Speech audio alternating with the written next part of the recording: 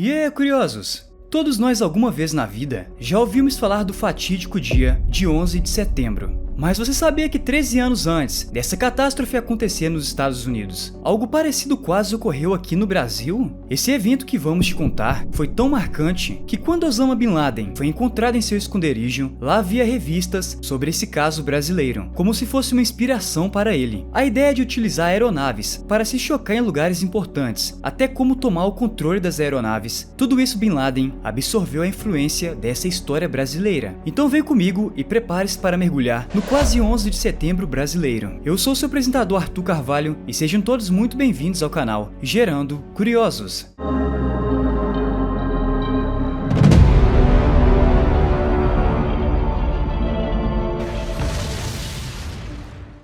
Em 1988, o Brasil vivia uma grande crise econômica, que havia colocado muitas famílias em situação de desespero. Para muitos, o culpado era José Sarney, o então presidente do Brasil. Dentre uma parcela considerável da população brasileira que culpava Sarney, havia um em específico, um maranhense chamado Raimundo Nonato Alves da Conceição, que acabou perdendo a cabeça e em setembro daquele ano, acabou protagonizando um dos momentos mais assustadores da aviação brasileira. Em 29 de setembro de 1988, um avião Boeing 737, operando como VASP 375, viajava de Rondônia ao Rio de Janeiro com 104 passageiros a bordo. Raimundo Nonato embarcou durante uma escala realizada no aeroporto de Confins, em Belo Horizonte. Sua intenção era sequestrar a aeronave e direcioná-la violentamente contra o Palácio do Planalto, em uma forma impactante de protesto contra o governo Sarney.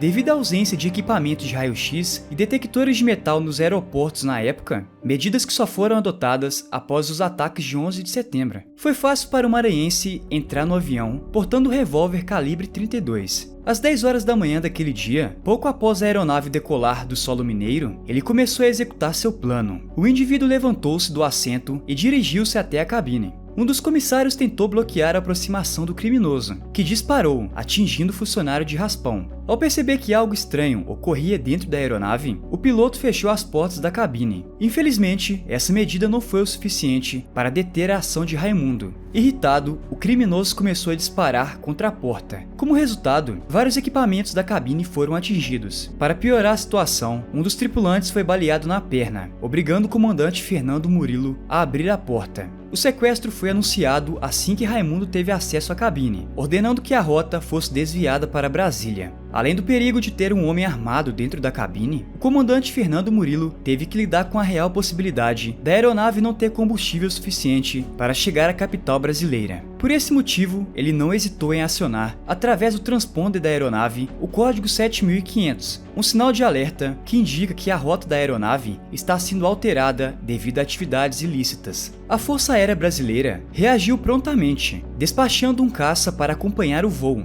A situação piorou quando os controladores de tráfego aéreo tentaram contato com o Boeing para confirmar a mudança na rota. Ao pegar o rádio para confirmar a alteração, o copiloto Salvador Evangelista foi brutalmente assassinado pelo sequestrador com um tiro na cabeça. Mesmo diante do desespero, o comandante Fernando Murilo conseguiu manter a calma e agir de forma racional, fazendo o possível para evitar uma tragédia ainda maior. Para gerenciar o consumo de combustível, ele começou a voar a uma altitude máxima, reduzindo a velocidade. Ao notar que o Boeing se aproximava de Brasília, Raimundo ordenou que o comandante se dirigisse ao Palácio do Planalto. No entanto, Fernando percebeu que havia muitas nuvens abaixo e tentou ganhar tempo, evitando que o sequestrador tivesse contato visual com o palácio. O comandante conseguiu ludibriar Raimundo, afirmando que as condições climáticas impediam uma aproximação segura da capital. Acreditando na explicação, o sequestrador ordenou mais um desvio na rota da aeronave. Inicialmente, o plano do piloto era levar o avião até Goiânia, mas para seu desespero, Raimundo forçou a seguir para São Paulo, ciente da impossibilidade devido à falta de combustível.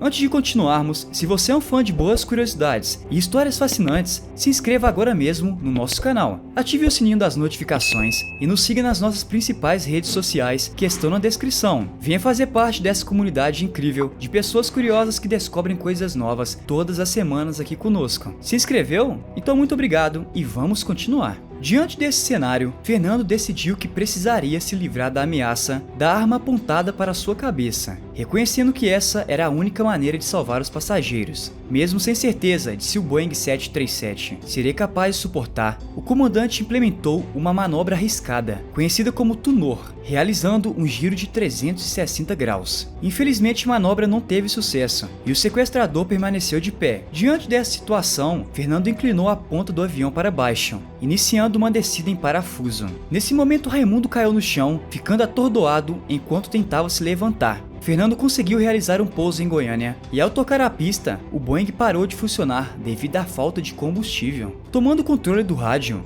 Raimundo exigiu outro avião para concluir seu plano de chegar a Brasília. A polícia então elaborou um plano para enganar o criminoso, ocultando um atirador de elite dentro do novo avião, que supostamente o levaria até a capital. No momento em que Raimundo estava entrando na aeronave, mantendo o comandante e 2 comissários como reféns, o atirador disparou contra o criminoso. O inesperado aconteceu quando o tiro não atingiu Raimundo. A partir desse disparo, uma intensa troca de tiros se desencadeou na pista do aeroporto. O confronto resultou no comandante sendo atingido na perna e Raimundo sendo neutralizado pelas forças policiais. O sequestrador foi atingido 3 vezes, mas nenhum dos tiros foi fatal. Mesmo assim, ele veio a falecer no hospital algum tempo depois. De acordo com o atestado, a morte do sequestrador foi decorrente de um quadro infeccioso, pois ele era portador de anemia falciforme, uma condição congênita. Fernando Murilo de Lima e Silva entrou para a história como um dos maiores heróis da aviação brasileira, graças à maneira como enfrentou a situação. O comandante faleceu em 2020, aos 76 anos, devido a complicações cardíacas e diabetes. Em última análise, o piloto Fernando conseguiu salvar 104 vidas e evitou que vivêssemos um 11 de setembro, muito antes dos Estados Unidos. Ele, no entanto, nunca recebeu um agradecimento oficial da presidência do Brasil pelos seus feitos, mas disse as seguintes palavras: "Eles nunca me dirigiram a palavra, nunca me agradeceram, mas não tenho mágoa, estou tranquilo com minha consciência e sei que fiz meu papel." Você conhecia essa história impressionante? Me conte aqui nos comentários e não esqueça de compartilhar esse vídeo para todos os seus conhecidos. Muito obrigado pela sua inscrição e por ter nos acompanhado até aqui. Eu vou ficando por aqui e até a nossa próxima aventura, curiosos!